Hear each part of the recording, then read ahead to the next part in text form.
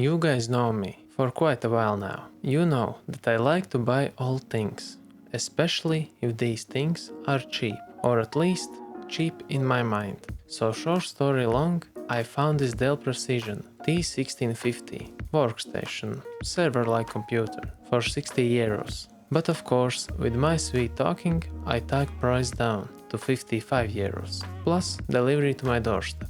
But now about specifications of this station. Starting with CPU. This Dell is equipped with Intel Xeon E3 1280 V2. For RAM, it has 20 gigs of DDR3 memory, but only 2 sticks were the same, so after cleaning, I put back in only 2 sticks, in dual channel mode. As for the GPU, this workstation came with AMD FirePro W5100 with 4 GB of VRAM. I'm really looking forward to test this GPU. It will be interesting.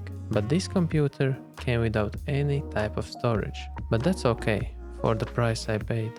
In this video, I will just briefly clean out this computer and test it afterwards. As for the components, well, I will test CPU and GPU separately to see maximum performance. Now I will tell you what things I like from this old Dell workstation. First and most nicest thing what I saw immediately when I opened PC was that RAM slots were labeled with numbers, so you can't put 2 sticks of RAM side by side by accident.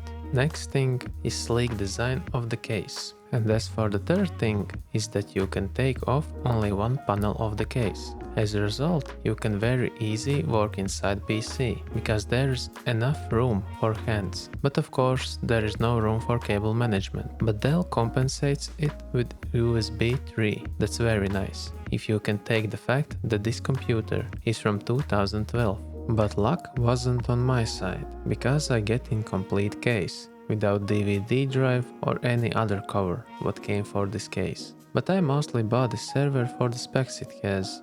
Now more about GPU. AMD FirePro W5100 is professional workstation GPU from 2014, who is based on HD 7790 base, but with little bit less shading units. And this graphics card doesn't have any type of direct power plugs from power supply. That means that this card works only from PCI Express slot 75 watts. That's really interesting for that time, and 4 gigs of GDDR5 memory. Oh, and small talk about how I clean computer.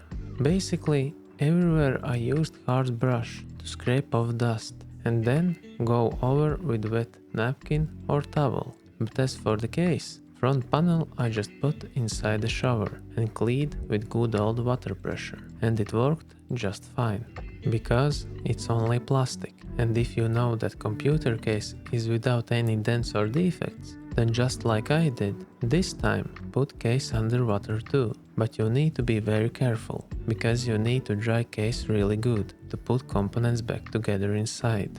Technically you can pressure wash cases, because cases from the factory comes with protective zinc layer or big layer of powder coat. But if zinc or powder coat is scraped off, then there will be rust after the time. I will end this video a little bit on harsh note. Guys, please change thermal paste at least once in 3 years. But if you are hardcore gamer or like to overclock things, then I suggest more often, like once in the 2 years, will be enough to thermal paste not merge together with heatsink or CPU.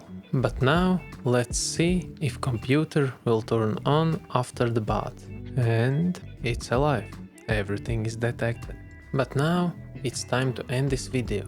I hope that you guys like videos where I share my experience and kinda lucky buys. Write in the comments. And of course, write in the comments if you like to see this computer as budget gaming build with some upgrades, what I have here on hand. But for now, thanks for watching and see you in the next one.